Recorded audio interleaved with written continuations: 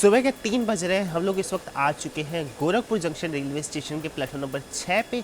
यहाँ पे अमृत भारत एक्सप्रेस की जो निर्धारित पहुँचने की टाइमिंग है वो है रात्रि में 3:15 पे और यहाँ पे ये ट्रेन 10 मिनट का हॉल्ट लेती है। अपनी इस पूरी यात्रा के दौरान ट्रेन सिर्फ 3 ही ऐसे हॉल्ट्स हैं जहाँ पर 10 मिनट का हॉल्ट लेती है। वो है पहला कानपुर, दूसरा लखनऊ और तीसरा है ये गोरखपुर जंक्शन रेलवे स्टेशन। इसका स्टेशन कोड है GKP।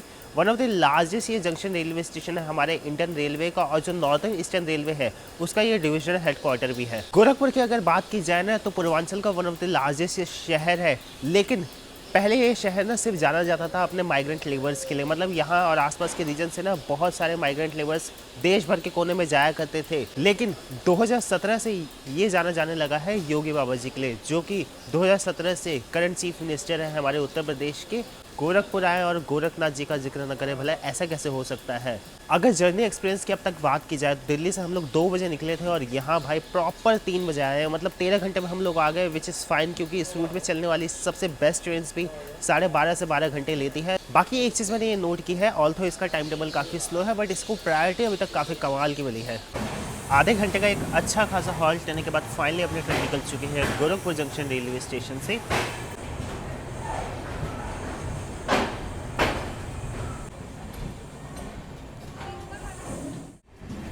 गोरखपुर से निकलकर लगभग 40 किलोमीटर का सफ़र तय करके हम लोग इस वक्त आ चुके हैं उत्तर प्रदेश के कुशीनगर डिस्ट्रिक्ट के कप्तानगंज रेलवे स्टेशन के प्लेटफॉर्म नंबर 1 पे। एक ये जंक्शन रेलवे स्टेशन है, यहाँ से एक लाइन आगे चली जाती है सिवान होते हुए थवे की तरफ। प्लेटफॉर्म नंबर 1 पे अपना अराइवल हुआ है।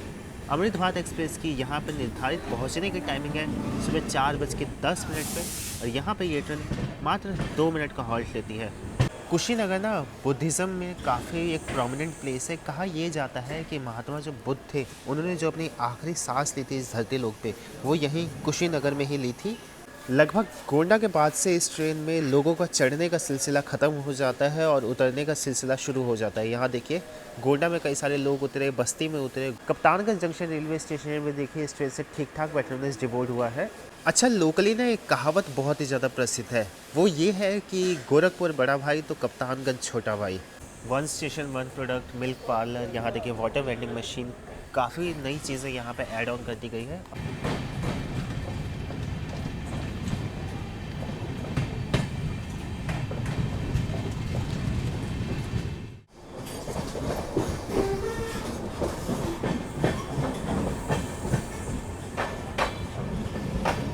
सिसवा बाजार रेलवे स्टेशन ना उत्तर प्रदेश के महाराजगंज डिस्ट्रिक्ट का पार्ट है, और आज की अपनी इस यात्रा के दौरान ये इस ट्रेन का फाइनल हॉल्ट है जो कि उत्तर प्रदेश में है। आगे सभी हॉल्ट्स इस ट्रेन के बिहार में आने वाले हैं। जैसा कि नाम से ही साफ है, सिसवा बाजार एक बहुत ही बड़ा मंडी क्षेत्र है इस रीजन का। इवन इसके नाम के पीछे भी यही एक बहुत ही बड़ा रीज़न रहा है, क्योंकि पहले के टाइम में ना नेपाल से शीशम के पेड़ आया करते थे। शीशम जो कि एक बहुत ही फाइन क्वालिटी का वुड होता है, जिससे फर्नीचर वगैरह बहुत ही अच्छी क्वालिटी के बनते हैं। तो वो वहाँ से कट के आते थे, फिर यहाँ पे लाया जाता था उन्हें। तो उस टाइम पे इस जगह को कहा जाता था शीशमवा का बाज़ार, लेकिन ओवर द टाइम इस जगह को कहा जाने लगा सिसवा बाज़ार। सिसवा बाज़ार रेलवे स्टेशन का स्टेशन कोड है SBZ। यहाँ पे टोटल 2 प्लेटफॉर्म है।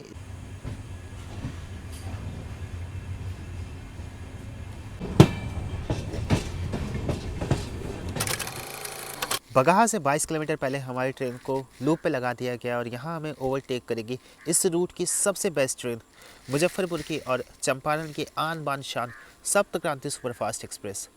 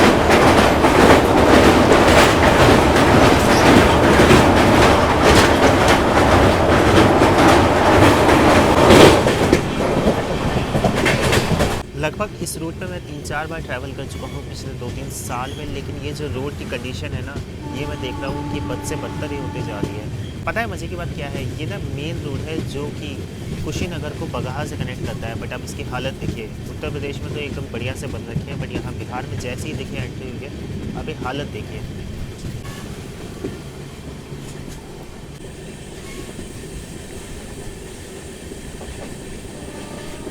अपने निर्धारित समय सुबह 6:33 से पूरे 23 मिनट बिफोर हम लोग आ चुके हैं इस वक्त बिहार के पश्चिमी चंपारण डिस्ट्रिक्ट के बगहा रेलवे स्टेशन पे।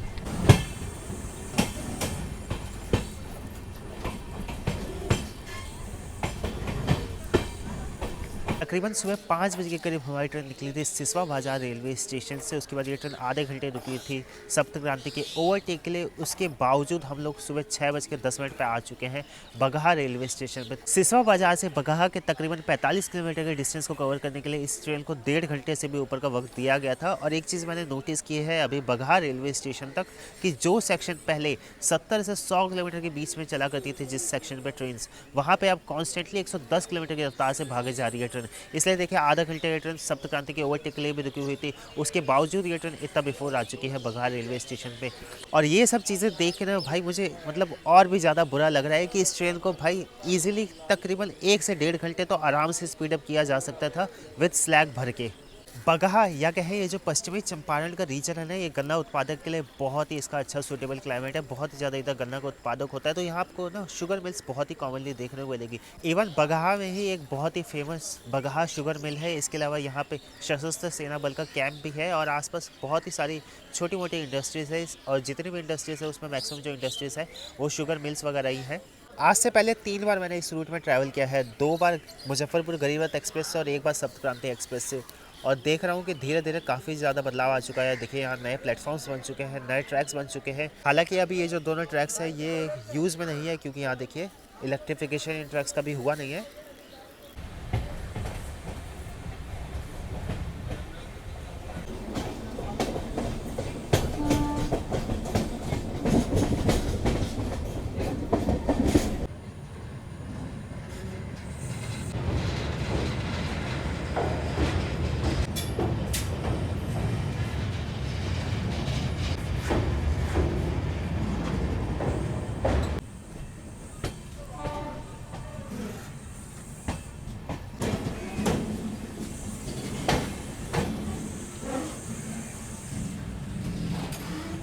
हल्की हल्की बूंदाबांदी के साथ अपना स्वागत हुआ है नरकटियागंज जंक्शन रेलवे स्टेशन पे। कल दिल्ली से जब हम लोग निकले थे तो बहुत ही तेज़ गर्मी थी, लेकिन यहाँ बिहार में हम लोग एंटर हुए तो मौसम बहुत ही ज़्यादा सुहाना है। नरकटियागंज जंक्शन रेलवे स्टेशन ना पश्चिमी चंपारण रीजन का सबसे मेजर जंक्शन रेलवे स्टेशन है। यहाँ से 4 अलग अलग डायरेक्शंस में रेलवे लाइन चल जाती है, जिसमें से 3 है मेन रूट। एक लाइन यहाँ से चल जाती है आगे बेतिया होते हुए चली जाती है बापूधाम मोतिहारी के रास्ते मुजफ्फरपुर की तरफ। एक लाइन यहाँ से चल जाती है आगे रक्सौल की तरफ, जिसके पर हम लोग अब जाने वाले हैं। एक लाइन यहाँ पे आती है पीछे गोरखपुर की तरफ से, और अभी एक लाइन यहाँ से रिसेंटली स्टार्ट हुई है गौनाहा के लिए। नरकटियागंज का स्टेशन कोड है NKE। यहाँ पे टोटल 6 प्लेटफॉर्म है। 55 ट्रेन यहाँ पे आके हॉल्ट लेती है, जिसमें कई सारी लॉन्ग डिस्टेंस ट्रेन और कई सारी पैसेंजर ट्रेन वगैरह भी है। पैसेंजर ट्रेन आपको यहाँ से मोस्टली मिल जाएगी गौनाहा के लिए, रक्सौल के लिए, सीतामढ़ी के लिए। इसके अलावा आप यहाँ से मुजफ्फरपुर और गोरखपुर के लिए पैसेंजर ट्रेन सभी जगह के लिए मिल जाएगी। सीतामढ़ी अमृत भारत एक्सप्रेस की नरकटियागंज जंक्शन रेलवे स्टेशन पर अराइवल टाइमिंग है सुबह 7:15 पर, और यहाँ पे ये ट्रेन 5 मिनट का हॉल्ट लेती है।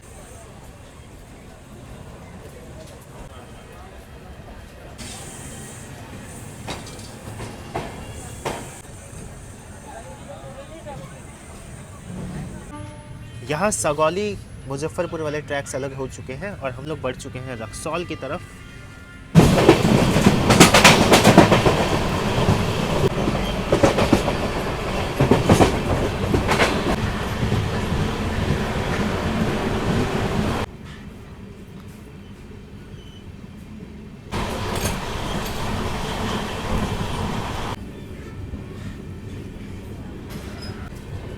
954 किलोमीटर का सफ़र तय करके हम लोग इस वक्त आ चुके हैं इंडिया नेपाल के बॉर्डर पर स्थित पश्चिम चंपारण के सिकटा रेलवे स्टेशन पे, जो कि बिहार की एक विधानसभा सीट भी है। सिकटा से अगले 70 किलोमीटर हमारी ट्रेन बिल्कुल ही पैरेलल चलने वाली है इंडो नेपाल बॉर्डर के। अमृत भारत एक्सप्रेस की यहाँ पे अराइवल टाइमिंग है सुबह 7:43 पर और यहाँ पे ये ट्रेन 2 मिनट का हॉल्ट लेती है।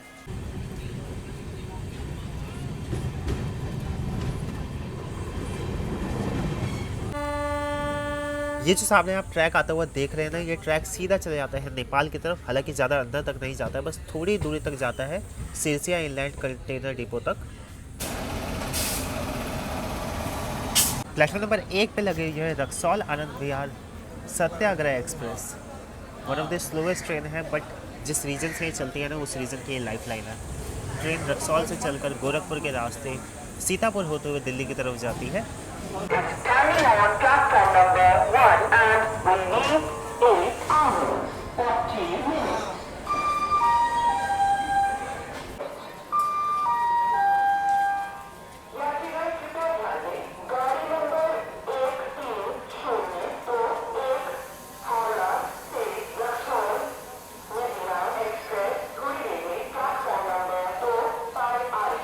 भारत और नेपाल के बीच में जितना भी ट्रेड होता है ना, उसका 70% यही रक्सौल बीरगंज बॉर्डर से होता है। रक्सौल भारत का इकलौता ऐसा शहर है जो कि डायरेक्ट नेपाल से कनेक्टेड है। इसके अलावा भारत और नेपाल के बीच में और भी कई सारे एंट्री एग्जिट पॉइंट्स हैं, बट वो ना मतलब एक तरह से समझ सकते हैं टाउन टाइप के हैं, बट इतना कोई ऐसा फुल फ्लैश शहर टाइप का नहीं है।